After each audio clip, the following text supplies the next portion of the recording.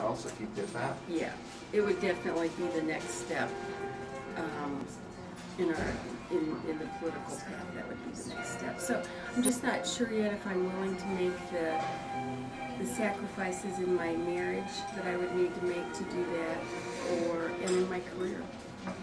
So I'm not sure about that yet. That's part of the problem of public service, I'm sure. Yeah. If you could go back, would you still be involved in politics? Yes, I probably would have gotten involved earlier. I didn't understand when I was younger, and make a note of this, working for a government entity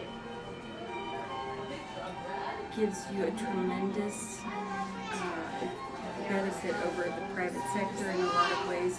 You often don't make quite as much money, but the benefits are fabulous, the health insurance, all those kind of benefits. But more importantly, retirement. You have retirement if you're a government worker, whether it's a teacher, working for a county government, city government, the state. And so I would encourage more younger people to look at public service as a career. With more, I'd like you to be open-minded to that. Yeah, I think that makes sense too. And there's probably going to be a lot of students from our class that wind up going into politics that actually thought about getting a minor in political science themselves. That's great. Good. Do you see yourself as working for a government agency or running for an office? Running for an office, definitely. Oh, good for you. If I ever decide to go down that path. Good for you. If you could define leadership in your own words, what would they be? Being courageous, taking charge of something, even if it means making some unpopular suggestions or moves. So having the courage to do something that may not be popular but is necessary, and just to be aggressive. Okay. This is kind of the same thing. What traits do you think a leader should have? Obviously, courage. Courage. That's number one. An incredible work ethic.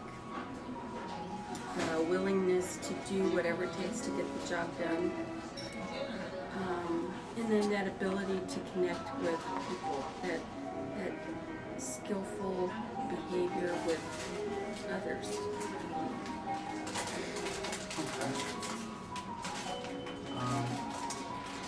What is the difference between a manager and a leader? And is it possible for someone to be a manager and a leader? I think the difference between a manager and a leader is that a manager can implement a plan, can work with staff to accomplish the goals. A leader comes up with new ideas. I think your dad is a great example of that. He's come up with some really innovative things in our company, and he's had the courage to help change the direction of the company. So I think you can be a manager without being a leader. But then you're just and you can be a leader without being a manager, I think. I'd agree with that statement. Okay. Yeah. What do you think of mentoring as a way of developing a leader? I think it's really important. Thinking back over my career, I had a number of mentors who encouraged me in the job that I was in to grow and develop. They didn't necessarily help me guide my future career, but they enabled me to do a really good job where I was. I think that as a leader, I think leaders have obligations to reach back and help those coming up behind them. Did that answer it? Yeah.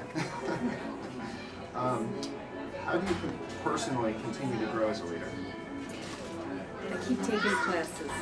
I recently went through the Joy and Davidson Ohio Leadership Institute, which is a program for Republican women who either want to run campaigns or be an office holder. It was a year-long program. It was really wonderful. Someday I want you to try it, Ashley, because it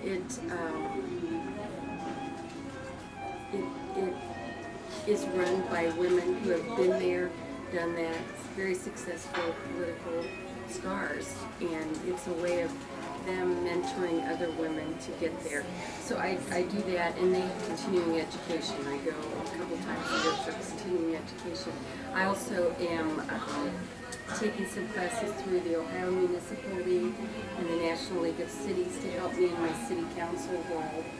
And then at Weibel, I've taken I attend conferences and workshops, take as many classes as I can, and I read a lot. So it's a continual learning pattern. Yeah, I think as long as you're working, you know, that you need to keep up with the current trends, and so I'm always working, I'm always learning, yeah. Well, I guess they're kind of synonymous, learning and working. They are, aren't they? Right. What do you think makes a better leader, experience or training? Experience. And is there any particular reason why you think that? We can study something and read about it, think about it, but if you don't do it, Liz? you don't ever develop those skills. If you were in a job where you didn't ever have the opportunity to use your leadership skills, you may have been trained in it, but you may never use those skills. Right. So it's a difference between theory and application. That's exactly right. Very good. I tried. There's only one other question that we had, and we're probably just going to walk outside. Okay, we'll do that one. Okay. Based around. Again, thank you so much, Brianna, for sitting with us and answering some of our questions. I was just wondering if there's anything that you would like to say to a group of aspiring leadership students.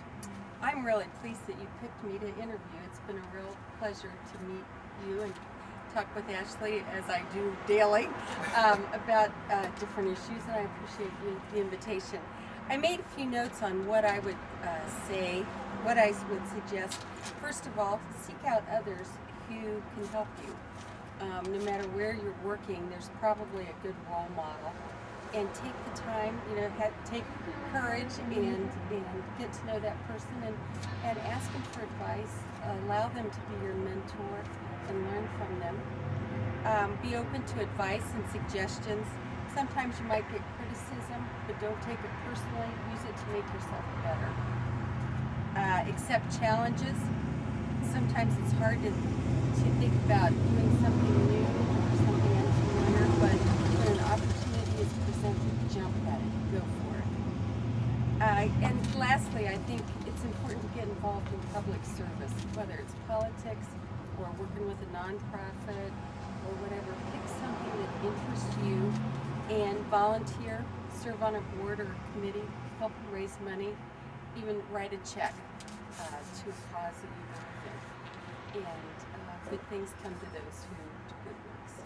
Excellent advice. Again, thank you so much. Thank you. My pleasure.